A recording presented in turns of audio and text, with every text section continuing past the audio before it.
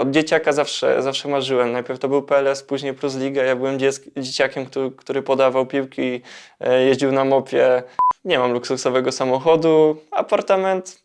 No mogę powiedzieć, że mam najlepszy z tych wszystkich lat, gdzie grałem, ale to też nie jest jakaś willa. Dzieciaki oglądały bajki w telewizji, a ja oglądałem żużel, bo ja byłem zapaleńcem. Lubił cię? Bardzo, myślę, że bardzo. On lubi zawodników, którzy interesują się siatkówką, a ja taką osobą jestem. Odcinek wspiera firma Praise the Wear, polska marka odzieży sportowej. Szyjemy lokalnie, działamy globalnie.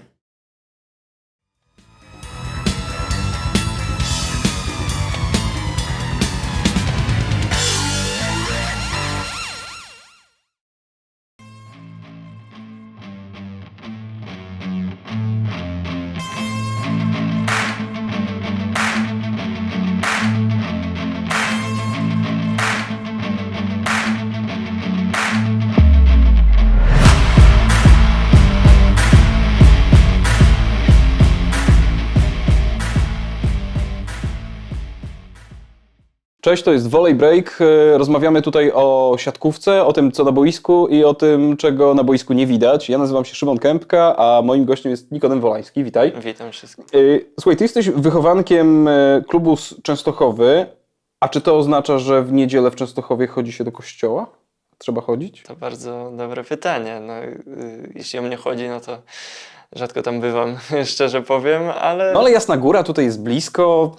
Jest tak, że się chodzi w niedzielę tam? Znaczy ja mieszkam bardzo blisko Jasnej Góry, ale najczęściej jestem tam ze swoimi przyjaciółmi, kiedy przyjeżdżają mnie odwiedzić. To wtedy im pokazuję, ale tak, żeby rzeczywiście co niedzielę tam być, to... A to jest wytłumaczenie, żeby nie iść na trening na przykład? No bo trening w niedzielę to nic złego i nic nietypowego.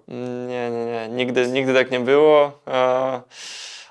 Od kiedy gram w siatkówkę, no zdarzały się te treningi w niedzielę i zawsze na nich byłem, także dla mnie trening to było święto. A, to ładne. Słuchaj, masz 28 lat, sukcesy juniorskie, występy za granicą, całe mnóstwo przecież, reprezentację Polski, no ale obecnie kadrę oglądasz w telewizji. To dlaczego? No, to jest dobre pytanie. Ktoś się nie poznał na twoim talencie? No talencie przecież. Znaczy ja myślę, że na przestrzeni lat, już teraz to będzie mój 10. sezon jako seniora. Byłem w tej lidze przez 5 lat, odbijałem się za każdym razem i po prostu byli lepsi. Myślę, że gdzieś tam jakościowo ktoś mnie przeskoczył. Ja cały czas pracowałem i pracuję i będę pracował, bo ja po prostu kocham siatkówkę, kocham to, co robię.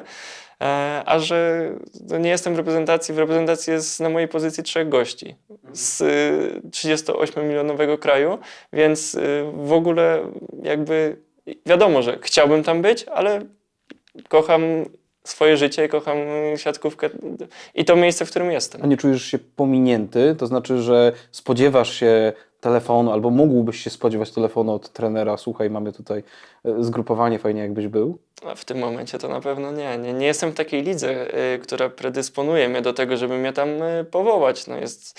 Wypadłem jakby z obiegu, ale jakby ambicje cały czas mam. Nie wiem, może do tego nigdy nie dojdę.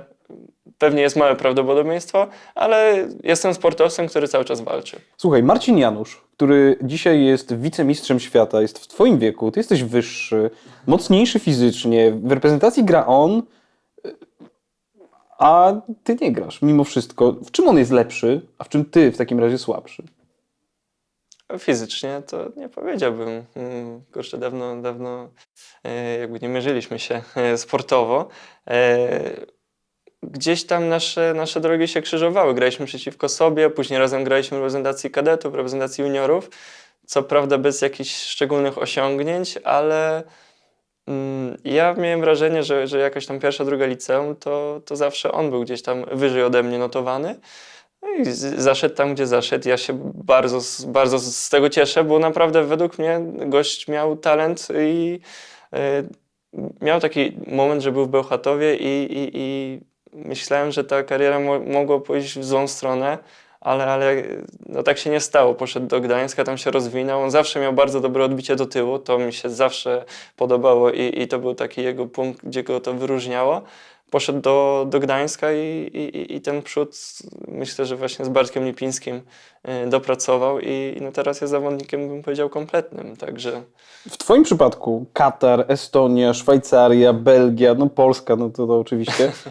Siatkarska turystyka, jakbyśmy tak chcieli to nazwać, to chyba jest trochę za dużo, no ale dlaczego odpowiada ci takie życie na walizkach? No bo sam podejmujesz przecież taką decyzję. Powiedziałbym z jednej strony, że jest w tym dużo przypadku, bo jest w tym dużo przypadku, bo były nieraz okienka transferowe, że ja naprawdę siedziałem i ciężko było ze mną porozmawiać tak na dobrą sprawę, bo ja cały czas żyłem tym, że ja nie mam klubu. No i po prostu gdzieś zwalniało się miejsce i ja tam skakiwałem. Pierwszy wyjazd do Belgii, może on był najbardziej tak zorganizowany z tych wszystkich wyjazdów.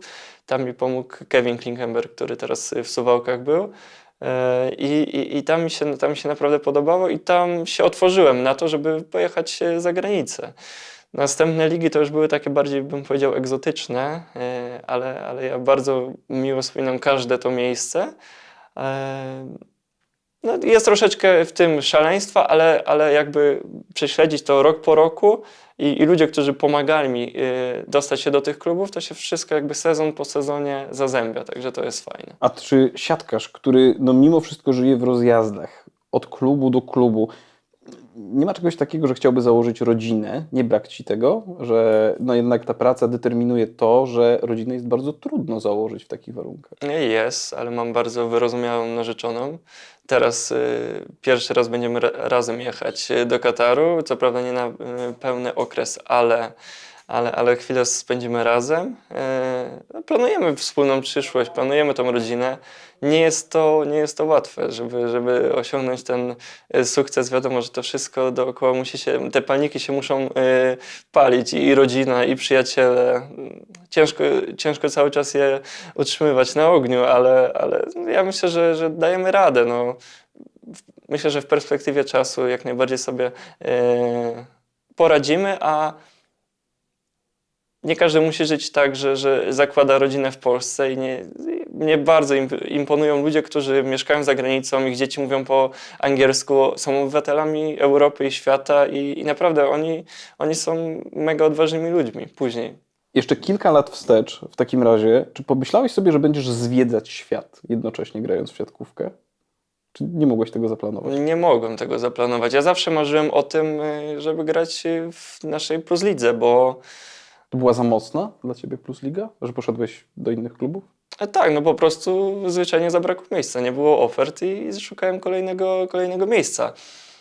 Mówię, od dzieciaka zawsze marzyłem. Najpierw to był PLS, później Plus Liga. Ja byłem dzieciakiem, który podawał piłki, jeździł na mopie tutaj właśnie w Częstochowie, co miałem duże szczęście, bo jesteśmy siatkarskim miastem. Teraz może już trochę na niższym poziomie mamy te drużyny, ale dalej myślę, że można tak o nas powiedzieć. Marzyłem o tej Plus Lidze, spełniły się to moje marzenia, a teraz podróżuję i to też jest ciekawe. Za granicą jest kasa? Dla siatkarza? Jak najbardziej, no jest dużo miejsc, gdzie można zarobić pieniądze. A jaka jest najdroższa rzecz, jaką sobie kupiłeś do tej pory za siatkarskie pieniądze? Masz taką? No mieszkanie na pewno, to jest takie może nie rzecz, a coś wielkiego, dlatego ja jestem wielkim szczęściarzem, jestem mega wdzięczny za to, że siatkówka dała mi tak wiele, dała mi prawie wszystko, bo ja nie chodzę do pracy, a mogę się utrzymać, mogę sobie zainwestować pewne pieniądze, więc naprawdę jest świetnie. No dobra, a jeszcze wstecz w takim razie, w tych takich jeszcze wcześniejszych latach, jak pierwsze pieniądze z klubu za grę się pojawiły u ciebie, to co z nimi zrobiłeś? Poszedłeś, wydałeś je na, nie wiem, orężadę, buty, chipsy, kupiłeś sobie telefon, zegarek. Dobre pytanie. Zawsze byłem taką bardziej oszczędną osobą i nawet jakichś grach komputerowych, to co tam zarabiałem, to raczej chciałem, żeby te budżety moich drużyn puchły i rzadko wydawałem nawet na jakichś tam drugich zawodników. I tak chyba było do tej pory. Musiałbym się zastanowić, ale myślę, że jakiś gadżet typu, nie wiem, jakieś słuchawki, żeby miał na drogę, coś takiego, co mi służy. To teraz pomówmy trochę o Katarze i o tym, co przed tobą. Jak się negocjuje w takim kraju umowę? Jak się negocjuje kontrakt? Przecież tam panują zupełnie inne zasady niż w Europie. No to prawda. Jest tam parę takich punktów, gdzie myślę, że zawodnicy, którzy są lepsi, zarabiają większe pieniądze i mają wyższą jakość, myślę, żeby się na niektóre punkty nie zgodzili. Negocjacje. Przyjeżdżasz do wielkiego przeszklonego wieżowca, oni są inaczej ubrani niż ty. Jak to wygląda? A na początku na pewno to zrobiło na mnie wrażenie. Teraz jak jestem na ulicy, to bardziej zwracam uwagę na Europejczyków, jest ich zdecydowanie mniej, ale czy negocjacje, no, czy głównie rozmawiamy o pieniążkach, tak, że jeszcze tam jakieś małe bonusy, czy ewentualnie bilety dla właśnie mojej narzeczonej, a tak no to rozmawiamy o pieniądzach. Myślę, że to się odbywa tak jak w każdym klubie, także. A jak się przychodzi do Kataru i ma się tam grać w tym wypadku w siatkówkę, to jest tak, że z automatu tam czeka cię luksusowy apartament, samochód. To jest standard? Nie, jakby nie mam luksusowego samochodu, apartament. No mogę powiedzieć, że mam najlepszy z tych wszystkich lat, gdzie grałem, ale to też nie jest jakaś willa i patrzę sobie z tam 50 piętra na miasto. Mieszkam na obrzeżach, w mniejszej miejscowości. Jest super, ja nie narzekam, absolutnie, ale myślę, że niektórzy mają w lepszych klubach, bo ja jestem gdzieś tam. Powiedzmy, że jesteśmy umiejscowieni gdzieś tam w środku tabeli. Co prawda spłataliśmy w zeszłym sezonie parę psikusów, bo byliśmy w finale Pucharu Kataru, mieliśmy 3. miejsce w lidze, ale myślę, że jeśli chodzi o zarobki, są tam trzy kluby takie, gdzie ściągają zagranicznych i oni już naprawdę mają te apartamenty z basenem. Sam Spirydonow często chodził mocno opalony na mecze i na treningi. Powiedziałeś zarobki, to na co wystarcza miesięcznie w takim razie taka kasa za grę w Katarze jednocześnie? To jest dobre pytanie. To wszystko zależy od ludzi, to na co się pieniądze wydaje, no ale. Ale to jest tak, że mogę robisz taki powiedzieć, kontrakt i już masz do końca życia spokój? Nie. Absolutnie nie, absolutnie nie. Wczoraj widziałem się z Kubą Popiwczakiem i on mnie właśnie zapytał w sposób taki, czy Nikodem, bo jestem ciekawy, ty tam pojechałeś i nie wiem, rozbiłeś bank, czy jakie to są rzędu pieniądze? Nie zapytał mnie oczywiście ile, ale to ja sobie później na ten temat myślałem i myślę sobie, że jeśli chodzi o moją osobę, to w jakiś sposób rozbiłem, ale porównując tutaj do chłopaków, to nie jest też nie wiadomo jaki pieniądz. Nówka BMK z salonu w takim razie? W ogóle mnie to nie interesuje, szczerze mówiąc, nie jestem gadżeciarzem, jeśli chodzi o samochody, także. A nie wszyscy, bo niektórzy są, więc to się zgadza. A twój rocznik, ten 1994, Dokładnie. Bartek Bednosz, Mateusz Bieniek, Marcin Janusz, Łukasz Kaczmarek, Maciek Muzaj. Porównujesz się do nich? Zazdrościsz im trochę kariery? Pomyślałeś tak kiedyś? Na pewno był taki moment, że zazdrościłem. Teraz cieszę się i jeśli tylko jest sposobność do tego, żeby pogratulować im sukcesu, to natychmiast to robię. Nie ze wszystkimi oczywiście trzymam kontakt, ale cieszy mnie to. W ogóle jakby wyzbyłem się zazdrości. Wyjeżdżasz do Kataru. To jest kawał drogi do domu. Nie brakuje ci, nie będzie ci brakowało przyjaciół, rodziny? Jak najbardziej, zawsze mi brakuje i staram się później ten czas jakoś nadrobić. Wiadomo, że można powiedzieć, że czas jest stracony i nie da się go nadrobić z bliskimi, ale te sezony też nie są jakieś długie, a ja, tak jak powiedziałem wcześniej, jestem szczęściarzem. Taką mam pracę, jaką mam i mam też długie wakacje i w tym czasie daję po prostu z siebie maksa dla przyjaciół, dla rodziny, żebyśmy ten czas spędzili razem i myślę, że czasem to jest nawet lepsze, bo wiemy, że tego czasu mamy mało i jest on tak skondensowany, że wykorzystujemy go po prostu na maksa. Okej, to jeszcze, bo mówisz kilka razy już do tej pory powiedziałeś o rodzinie. Zawdzięczasz swojej rodzinie, swoją siatkarską karierę, to gdzie jesteś dzisiaj? Znaczy bez nich to by się nie udało? Na pewno taką osobą, dzięki której jestem w tym miejscu, to jest mój dziadek. Niestety nie żyjący już, ale no to on we mnie zaszczepił gen sportowca i myślę, że naprawdę no, mógłbym długo o nim mówić. Jest osobą, która ukształtowała mój charakter i gdyby nie on, to na pewno nie grałbym w siatkówkę. Był kiedyś piłkarzem, grał w Rakowie Częstochowa i myślę, że po prostu chciałem kontynuować jakoś tą karierę. On mi pokazał wiele sportów, bo nie tylko siatkówkę, pokazał mi piłkę nożną oglądaliśmy, żużel, także było co robić. Zawsze pokazał mi każdą stronę piękną sportu i po prostu poszedłem za ciosem. No właśnie, dlaczego nie jeździsz na żużlu? Przecież Częstochowa wydawałoby się, że to automat. Aj, no było parę ciężkich rozmów z rodzicami na ten temat. Nie zgadzali się?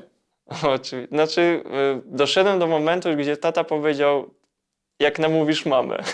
Niestety nie udało się namówić mamy, niestety wtedy, no bo dzisiaj no, szybko by mnie, myślę, to zweryfikowało. Jestem Wiesz, za mam taki wysoki. bezpieczniejszy sport siatkówka. Mogę, dobra. Dokładnie.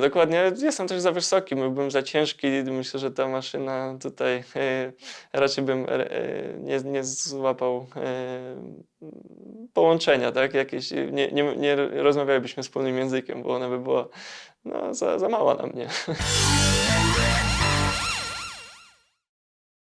Siema Niko. Może tak, żartu z bocianem twojego popisowego nie będę ci kazał opowiadać, ale tak myślę, że jakbyś powiązał dwa słowa trzepak i doniczka, może jakaś ciekawa historia z tego wyniknie.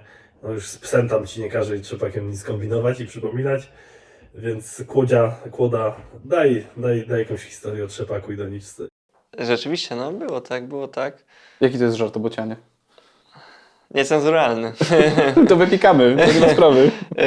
Nie, żart o bocianie absolutnie nie mogę powiedzieć, bo no, to jest na szczególne imprezy. A poza tym ci, co mają znać, tego znają. To jest mój taki popisowy żart. W sumie dawno go nie mówiłem, a fajnie, że Dominik przypomniał. Trzepak i doniczka. No trzepak to było miejsce, gdzie szlifowaliśmy te swoje talenty, mogę powiedzieć, z chłopakami, bo spędzaliśmy tam bardzo dużo czasu i myślę, że dzięki temu też jestem siatkarzem, bo wiadomo, godziny treningowe to jedno, a dwa, trzeba to jeszcze szkolić, a my to robiliśmy przez zabawę, przez mecze. No i jeden trzepak mieliśmy bardzo blisko doniczki i no, zdarzyło się raz tak, że po prostu nie było tam band ledowych, tylko właśnie doniczki i chłopaki grają, nagle patrzą, a nogi w górze, Nikodem za doniczką, także no, było parę takich niebezpiecznych sytuacji, ale wszyscy wyszliśmy z tego cało. Aleksiej Spiridonow. Barwna postać. Miałem okazję teraz w Katarze się z nim zmierzyć. A nie lubiany w Polsce. Nie lubiany, nie dziwię się, bo też tam podgadywał na meczach, kazał tam w niecenzuralnych słowach lecieć już do Warszawy, bo nie jestem potrzebny na boisku. No ale udało mi się z nim wygrać, więc ja w ogóle na niego nie reagowałem. Dla mnie... Mieliście spięcie jakieś? Nie, dlatego że ja nie reagowałem. Takie mieliśmy założenie w drużynie, no bo to jest gość, który ma pożywkę z tego, że ktoś zwraca na niego uwagę, taki atencjusz bym powiedział. Vital Heinen. Vital Heinen. Wielka postać. Lubił cię? Bardzo, myślę, że bardzo. On lubi zawodników, którzy interesują się siatkówką, a ja taką osobą jestem. Parę razy go zaskoczyłem. Ale tak z wiedzy? Tak? Z wiedzy. Zabawne, bo on testował mnie. Byłem na spotkaniu z nim pierwszy raz, takim powiedzmy ukrytym, bo jeszcze wtedy grałem w Kielcach. On chciał mnie ściągnąć do siebie do Bydgoszczy i spotkaliśmy się wtedy w Warszawie. On pytał mnie o jakieś takie rzeczy typu ile waży piłka, naprawdę takie, że muszę zobaczyć, czy ty rzeczywiście się tym sportem pasjonujesz. Później parę rzeczy, co mnie zaskoczył, był bardzo przygotowany na tę rozmowę. Miał wideo z meczów, ja tam co prawda niewiele grałem, ale on to potrafił znaleźć i już mi pokazać, co mogę poprawić samemu, a co poprawimy, jak ja będę jego zawodnikiem, więc to było świetne. Ja tam w Bydgoszczy spędziłem z nim rok, który był świetnym rokiem. Zajęliśmy wtedy 5. miejsce, byliśmy blisko 4. Niestety nie udało nam się tam wygrać żadnego meczu z Gdańskiem przez ten sezon, który też był niesamowity, chyba wygrał nawet Puchar Polski, ale Vital osobą na tyle był ciekawym trenerem, że przychodząc na trening nie wiedziałeś, czego się spodziewasz, bo niektórzy są tacy schematyczni, że patrzymy sobie, no dobra, czwartek będzie to i to. No i chłopaki mówią, no to będzie. Przychodzimy na trening, robimy to, wracamy do szatni, jakby kolejny dzień odhaczony i A te jego metody, takie jak na początku obejmował kadrę, to zawodnicy mówili o jego dość nietypowych metodach treningu. Czy faktycznie tak było? No, Miał to takie metody? to były rzeczywiście inne. Wiadomo, że ja wtedy ja miałem 21 lat bodajże, więc też nie byłem jakoś super doświadczony, żeby porównać to do innych trenerów. Z biegiem czasu mogę na pewno to potwierdzić. Nie wiem na ile on jest takim trenerem, że w dłuższej perspektywie można z nim pracować, bo też nie jest prostym gościem, ale mnie się bardzo dobrze z nim pracowało. On był też rozgrywającym, więc wiedział od razu, o co chodzi. Myślę, że nie wykorzystałem 100% tego, co mogłem wykorzystać, jakby wycisnąć wszystko z niego ze względu na to, że w tamtym momencie nie mówiłem tak dobrze po angielsku, jak mówię teraz. Więc mogłem więcej pytać i w ogóle jakby w perspektywie czasu mogę powiedzieć, że im jestem starszy, tym więcej pytam i to mi daje przewagę, że wiem jeszcze więcej, bo niektórzy mają tą wiedzę, ale myślą, że zawodnik coś wie, albo po prostu o czymś zapominają. No mają tych zawodników 14, więc... Roberto Santilli, powiedziałeś o Jodze wcześniej. Nietypowy trener? No nietypowy. Ja myślę, że nigdy więcej już tego nie powtórzy, bo to była głupota. Szczerze mówiąc, ja nie mam jakichś dużych wspomnień, nie mam jakichś dobrych wspomnień z nim. Jakoś tak chyba, bo on nie był od początku sezonu, raczej się skupił na tym, żeby gdzieś tam tą szóstkę złożyć i taką się było raczej maszynką. Ja z nim ani razu nie rozmawiałem po treningu. Sytuacja też taka, jak ja odchodziłem z Jastrzębia, bo tam do końca lutego klub miał dać mi znać, czy ja odchodzę, czy automatycznie mi się przedłuża ten kontrakt. No i do ostatniego dnia mnie tak na dobrą sprawę trzymali, później mówiąc, że ściąga się jakiegoś tam doświadczonego zawodnika. Tak, miałem troszeczkę wrażenie, że nie było to zbytnio szczere, a no nie wiem. Dla mnie też jest ważne, jakim jest się człowiekiem, a trener, szczerze mówiąc, jakoś mnie nie zachwycił, jeśli chodzi o warsztat. Daniel Castellani. No to tutaj 2 razy się Ulubiony? widzieliśmy. Twój szkoleniowiec, którego spotkałeś? Nie ulubiony, ale myślę, że jest w topie. Jest w topie. Spotkaliśmy się 2 razy. Pierwszy raz to było w Maaseik w Belgii. Ciekawie to było, bo byliśmy w trójkę takich młodych chłopaków. Ja, Kamil Rychlicki, który teraz jest w Perugii, i Anders Small, który jest mistrzem olimpijskim na piachu. Też w ogóle ciekawy zawodnik i ciekawa historia. I on nas wtedy brał naprawdę w obroty. Po treningu to on już nawet nie mówił, kto ma zostać, bo wiadomo, że nasza trójka, jeszcze wtedy grał jego syn, byliśmy we 4 i naprawdę dużo nam poświęcał czasu. Świetny człowiek, to na pewno. Jako trener, tak jak mówię, jest w czubie, ale jako człowiek bardzo mi się dobrze z nim rozmawiało. Drugi raz spotkałem się z nim w Olsztynie, już w takim momencie, że trochę ta drużyna widać było, że i niektórzy już byli podpisani na następny sezon. On już też trochę był zmęczony tym sezonem i to się gdzieś tam tak nie zazębiało. Nie zrobił na mnie takiego wrażenia. Już wiadomo, też jest starszym trenerem, ale wiedza i takie tam przygotowanie do meczu to mi się bardzo podobało. Ale powiem, że w Belgii zrobił na mnie większe wrażenie. Opowiadałeś wiele o najróżniejszych trenerach, z którymi grałeś. A masz swojego ulubionego trenera? Jest tutaj będzie wybór ciekawy ze względu na to, że no było tak jak mówiliśmy o Heinenie, o Castellanie, był De Giorgi, był Santilli, a ja wybiorę nietypowo Greka, Yanisa Kalmazidisa, którego miałem w Estonii. Niestety nie cały sezon, bo mieliśmy tam problemy finansowe i w styczniu powiedzieli nam, że jeżeli ktoś znajdzie klub, to może uciekać, bo możemy tych pieniędzy nigdy nie zobaczyć i nie zobaczyliśmy ich, ale od niego nauczyłem się wiele. Świetny człowiek. W zeszłym sezonie był w Pałku Saloniki, teraz niestety nie ma klubu, ale no uważam, że jako trener warsztat i jako człowiek no, najlepszy z nich wszystkich. No, naprawdę mi się bardzo podobało i myślę, że czasem właśnie w takich nietypowych miejscach jak Estonia czy Szwajcaria można znaleźć bardzo dobrych trenerów, bo miejsce, w którym ten trener jest w tym momencie, w ogóle nie świadczy o tym, jakiej klasy jest to trener. I właśnie z tym się spotkałem w Estonii. I poznałem Janisa, mamy kontakt do dzisiaj i jeżeli tylko będzie możliwość, ja będę wolny, ja mu powiedziałem, trenerze, proszę dzwonić do swojego żołnierza, stawiam się w każdym klubie i chcę dla trenera grać, bo po prostu to jest dla mnie przyjemność. Paweł Wójcki. O, świetny, świetny. Dla mnie dyrygent, no, bardzo mi się podoba na boisku, no, niesamowicie, no, tak jak on obsługuje środkowych, to naprawdę To można był było przecież się... jeden z niższych rozgrywających mimo wszystko. Jak on sobie radził z tym? A, z jednej strony on jest niski, z drugiej ma bardzo długie ręce i ten zasięg ma taki, że chyba bym miał tam co najmniej 5 cm więcej.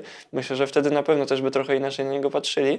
Charyzmatyczny, zawsze ciężko pracował na treningach. Lubił znaleźć takiego gościa, który gdzieś tam mniej pracował i go tam dociskać, ale myślę, że to jest bardziej w myśl tego, że jeżeli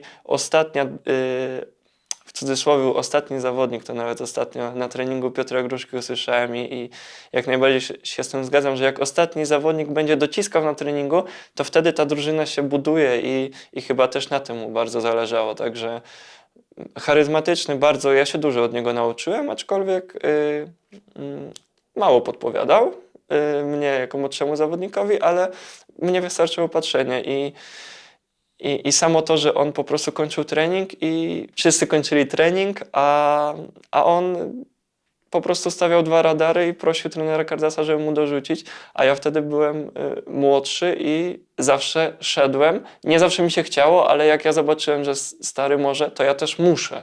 Więc no i dzięki temu wyrobiłem sobie pewien nawyk, który później powtarzałem. Fabian Drzyzga. Podobno twój idol. O, mój idol? No na pewno z czasów, kiedy on tutaj grał w AZS-ie, tak? Ja byłem dzieciakiem, który podawał mu piłki. No i jak się poznaliście później, to jest jakaś zmiana, przeskok?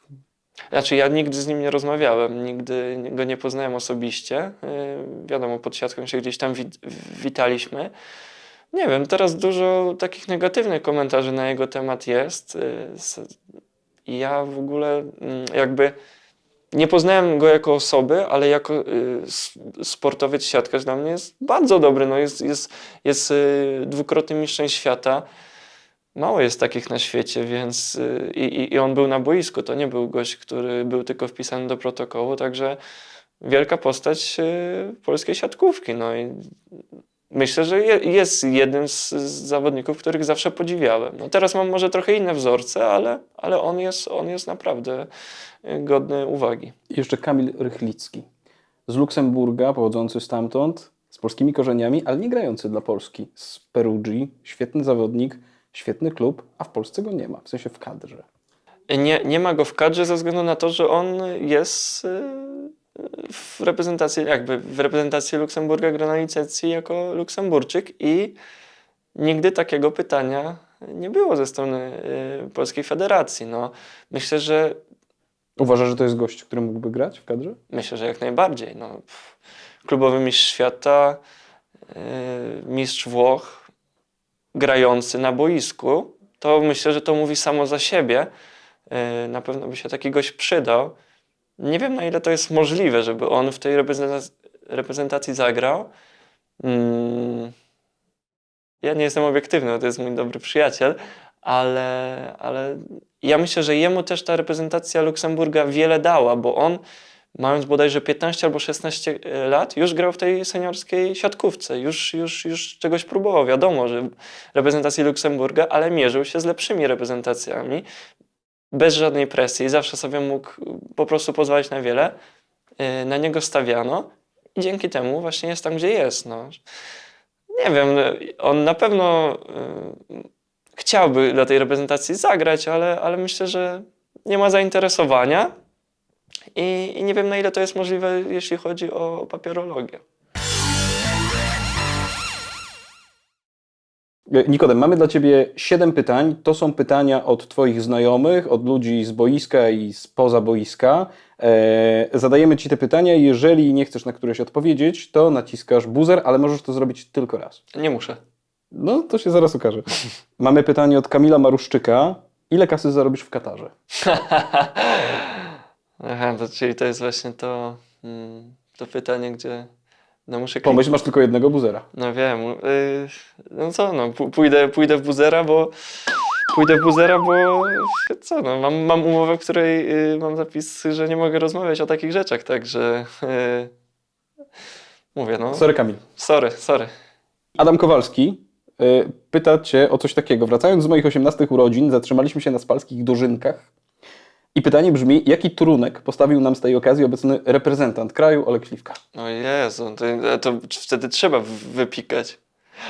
No to wypikamy. No dobra, no to ale sytuacja była, nie wiem, czy to mogę powiedzieć, no byliśmy uczniami SMS-u, ale dobra, powiedzmy, że już jest 10 lat wcześniej, każdy był w liceum, każdy próbował alkoholu.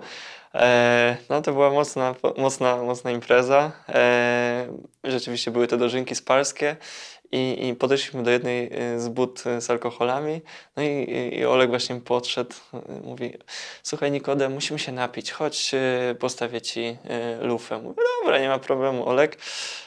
No i tam gość się pyta: słuchaj, no ja mam tutaj kurwicę. Jedną mam starą, jakąś tam, no wymieniał te wszystkie trunki. A on tak na niego patrzy, już słucha, mówi: to ja poproszę najstarszą. No i tak się napiliśmy właśnie tej kurwicy, także brawo Adaś za pamięć. Śmieszne to było. Oleg Śliwka dzisiaj jest wicemistrzem świata. Udało się. Świetnie. No, miałem okazję się z wicemistrzem świata i dwukrotnym zdobywcą Ligi Mistrzów napić, także Coś pięknego. Fajnie. Słuchaj, Bartek Krzysiek z kolei pyta, czy potwierdzasz teorię wielu ekspertów, to w cudzysłowie, która głosi, że poziom rozgrywek w krajach arabskich, azjatyckich jest tak słaby, że spokojnie nasze drużyny drugo- i trzecioligowe zdobywałyby w nich medale. I dlaczego coraz mniej przypominasz z wyglądu tak o Hemingwaya? Jeszcze raz kto tak zapytał? Dlaczego? Kto tak zapytał? Bartek Krzysiek. Okej. No dobra, no on troszeczkę wie na temat lig arabskich, sam tam grał. Ciężko zawsze mi jest powiedzieć o tym poziomie ligi, bo u nas jest rzeczywiście tak, że jest dużo zawodników z zewnątrz i są mega mocni, ale potrafią być przeplatani z zawodnikami rzeczywiście drugoligowymi, nie ujmując tym chłopakom, bo nasza druga liga również jest mocną ligą, szczególnie te drużyny z Czuba. Ale rzeczywiście, no niektóre drużyny spokojnie właśnie byłyby przez te drużyny pokonywane, więc myślę, że ma w tym dużo racji, ale Atako. No tak na szybko trochę jesteście podobni. Tak, no teraz mam trochę krótsze włosy, jakoś chyba przez to właśnie, że tam jest tak gorąco, nie chce mi się ich zapuszczać. No, miałem taki okres, że miałem te włosy dłuższe, ale oddałem charytatywnie, ktoś się, myślę, z tego ucieszył, a w przyszłym roku mam ślub, wesele, także chyba nie zdążę nic zapuścić. Idealnie, że o tym mówisz, bo mamy pytanie od twojej narzeczonej Basi. Praga, 97 rok, w maju, Grand Prix Czech na żużlu, żużlowcy, którzy stanęli na podium, to i to chcemy wiedzieć. I wymień wszystkich Polaków znajdujących się w tej 17-osobowej liście startowej. Wow. A, to nie będzie problem. Na pewno był Greg Hancock, Billy Hamill, Tomasz Golob i czwarty był Sławomir Drabik. Myślę, że był tam też Piotr Protasiewicz. Nie chcę typować... Wymagania narzeczonej co do wiedzy są wysokie, to możemy sobie powiedzieć. Ale wie, na co mnie stać. Nie, bo to była jedna z kaset, którą ja po prostu miałem nagraną. Nie, już chyba tata mi nagrał ją i ona była mielona. Dzieciaki oglądały bajki w telewizji, a ja oglądałem żużel. bo ja byłem zapaleńcem. Ja naprawdę miałem 4 lata, jeździłem już na 2 kółkach z białymi oponami i pamiętam, że ścigając się z chłopakami, udając żużlowców na rowerach, na tej oponie miałem imię, nazwisko Rafał Sumek, bo byłem juniorem w tych drużynach, więc to było zabawne. Wydaje mi się, że chyba dobrze odpowiedziałem na to pytanie, ale no kurczę, pamiętała. No też ją troszeczkę, myślę, wkręciłem w ten sport do tego stopnia, że jak ja skończę sezon troszeczkę później niż sezon żużlowy się zacznie, no to potrafię pójść sama na mecz, także z tego się cieszę. Mamy pytanie też od Christiana Froma. On chce cię zapytać, czy chciałbyś powtórzyć waszą wspólną kolację w Doha? O, jak najbardziej. To w ogóle było ciekawe, bo zanim się umówiliśmy na kolację, on przyjechał na turniej Emira, bo to jest taki najważniejszy turniej w Katarze. On zawsze się odbywa na koniec ligi. My jakby nie mamy playoffów, tylko rundę zasadniczą, a później są 2 puchary. I ten właśnie Puchar Emira, on jakby najwięcej tam pieniędzy można wygrać, największy prestiż jest. I on właśnie był ściągnięty do jednej z drużyn. Jako że razem graliśmy w Jastrzębskim Węglu, mieliśmy dobry kontakt, to od razu zaproponowałem spotkanie. Poszliśmy, to było spotkanie w trakcie Ramadanu, cały turniej się w ogóle odbywał, graliśmy po nocach, ten turniej też nowe doświadczenie. I poszliśmy po kawę do niego w hotelu, pani nam nalała. No i poszliśmy do lobby, bo Krystian mówi, wiesz co, no już jestem 3 dni, mam tam bałagan troszeczkę w pokoju, może byśmy jednak wypili w lobby. Ja mówię, dobra, nie ma problemu, no a jak wiemy, w trakcie Ramadanu oni nie mogą jeść ani pić i tak samo my, innowiercy, tak nazwę, nie możemy niczego spożywać. No, troszeczkę się ukryliśmy w tym lobby, ale ochroniarz szybko nas tam ściągnął i mówi, panowie, jakby tutaj przyszła policja, to kajdanki i areszt. Wiecie o tym, mamy troszeczkę tacy po sobie, lekko spoceni. No i skończyliśmy pić. A jeśli chodzi o kolację, jak najbardziej, super. No, jeśli tylko jest możliwość, tak jak wcześniej przed wejściem na antenę powiedziałem, ja lubię rozmawiać z ludźmi, poznawać ich. On jest mega ciekawym gościem, bo grał też w wielu miejscach i jest bardzo dobrym człowiekiem, także jeśli tylko będzie możliwość, będziemy grali w tym samym kraju, to na pewno, a wiem, że mam obiecaną jakieś tam spotkanie w Berlinie, bo wisi mi jedną koszulkę, także myślę, że to powtórzymy. Mam nadzieję, że zobaczy i na pewno się do ciebie odezwie. Mamy pytanie od Dawida Konarskiego. Ojoj. Czasy, gdy grałeś w Jastrzębskim Węglu, przed meczem z Lubinem, wziąłeś blokadę w kciuk i poprowadziłeś drużynę do wygranej, grając zresztą fenomenalne piłki, jak nigdy wcześniej, tak mówi Dawid Konarski. Czy nie powinieneś się znieczulić w palce już parę lat wcześniej? Bardzo możliwe, że byłbyś teraz jedynką w reprezentacji. Jak się z tym dzisiaj czujesz? W ogóle mnie nie dziwi, że to Dawid w ten sposób ułożył pytanie. Brawo Konar. Bardzo lubię tego gościa, zawsze cięty żart, docinki. Ja mam duży dystans do siebie, on również, także w ogóle ta szatnia w Jastrzębskim Węglu, zanim odpowiem na pytanie, była najlepszą szatnią, w jakiej byłem, bo naprawdę i Kuba Popiwczak, i Gunia, Hein, Kosok, Konarski, naprawdę te nazwiska ci zagraniczni, Linel z From właśnie Kampa, Jezu, ci ludzie byli tak ciekawi, tak śmieszni, codziennie te żarty. Dobrze, że Fizjorum był bardzo duży, bo naprawdę często siedzieliśmy tam i okej, 2 osoby były masowane, ale reszta grała na PlayStation, rozmawiała i nie chciało się wracać do domu. Tam myślę, że nie jedna żona czy dziewczyna była oszukana, że byli masowani, a my po prostu siedzieliśmy i rozmawialiśmy, także to było fajne. A ten mecz rzeczywiście to był taki mecz, że Lukas miał kontuzję. Coś miał z plecami. Trener Santilli wpadł na pomysł, że zrobi nam jogę przed jednym z treningów i troszeczkę za bardzo się Lukas rozluźnił, później go spięło i wypadł nam na 2 mecze, także musiałem go zastąpić. I ten drugi mecz właśnie z Lubinem był o tyle pechowy, że dzień wcześniej wybiłem tego kciuka. No, on był 2 razy taki jak teraz No mieliśmy zmiennika chłopaka z Akademii Talentów, teraz już jest lepszym zawodnikiem, myślę, że byłby gotowy, ale wtedy on był blady, jak zobaczył rano, że ja nie mogłem odbić piłki o ścianę. No ale Santilli mówił, że no, czy dam radę, zapytał. Ja wiedziałem, że to jest jedna z niewielu szans, a przed sezonem wiedziałem, że tych szans nie będzie dużo, ale założyłem sobie, że na te szanse mam być przygotowany. I pracowałem cały czas na treningach, że mówię, jak będzie ta szansa, muszę wyjść. Więc nadarzyła się ta szansa. Ja miałem problem z tym kciukiem. Przyszedł lekarz na 15 minut przed rozgrzewką. Wstrzyknął rzeczywiście blokadę. Santilli w tym czasie jeszcze przypominał nam taktykę, trzymał mnie za rękę, patrzył, później już nie mógł na to patrzeć, jak lekarz mi to podawał. Wszedłem na halę, odbiłem i mówię, bo nic nie czuję, możemy grać. I rzeczywiście zagrałem wtedy jeden z lepszych meczów. Coś w tym jest. Ja mało leków przeciwbólowych biorę, więc może rzeczywiście coś w tym jest. Muszę o tym pomyśleć. No jeszcze mam 28 lat, może rzeczywiście będzie to Przyjdzie czas jeszcze. może to przekliknie i może jeszcze rzeczywiście to pomoże. Dzięki, Dawid, za pomysł. Mamy jeszcze takie insajderskie pytanie od Piotra Hajna. Pytanie do szwagra. To oryginalna pisownia. Dlaczego tak jest, że ligowa szarzyzna, nazywana również w niektórych kręgach ligowym planktonem, lubi sobie zweryfikować zagraniczny szrot? O co tutaj chodzi? O Jezu. No to są takie... jeju. Jakby to odpowiedzieć na to pytanie? Dużo slangu takiego szatniowego poszło.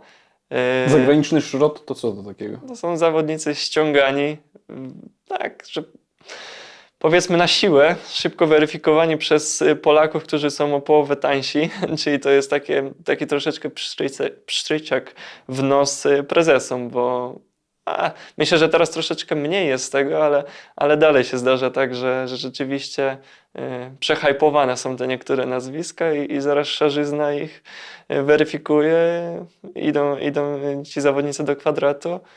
Klub musi wypłacić, ale już tego zawodnika później nie widzimy za długo. No, to jest zabawne.